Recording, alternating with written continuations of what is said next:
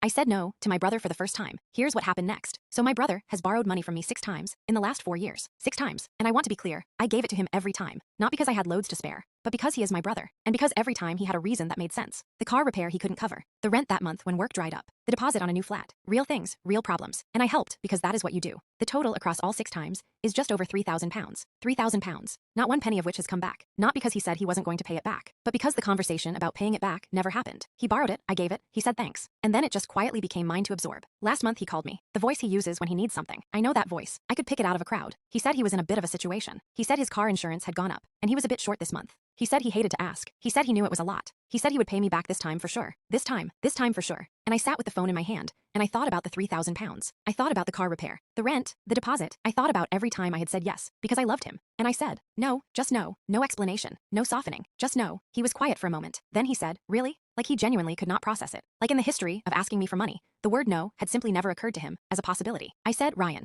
you have borrowed £3,000 from me over the last 4 years. None of it has come back. I have never once made you feel bad about it. But I am not able to keep giving money I need to someone who has never paid me back. So no, not this time. He got quiet in a way that felt like anger pretending to be hurt. He said he didn't realize I kept track. I said, I don't keep track. That's just the number. He said he was sorry he had been such a burden. And there it was. The pivot. The moment where my boundary became his wound. I said, you're not a burden, Ryan. You're my brother, but I can't keep doing this. He hung up. He didn't speak to me for 2 weeks. Then he texted saying he had sorted it. No apology. No acknowledgement of the £3,000. Just sorted it. As if the conversation had never happened. I replied with one word. Good. And I want to tell you how that felt. Because people think saying no to family feels like power. Like you finally stood your ground. And it feels strong. But it doesn't feel like that. It feels like loss. It feels like admitting something you had been pretending wasn't true. That the relationship had a cost. That the cost had been mine. And that nobody was coming to pay it back. Ryan came to a family dinner last week. He was fine. He was his normal self. He made everyone laugh. He hugged me when he arrived, like nothing had happened. And I hugged him back. Because he is still my brother. But when he pulled back and smiled at me, I thought, I wonder if he even knows what he does. I wonder if he has ever once sat alone and thought about the £3,000. I don't think he has. And maybe that is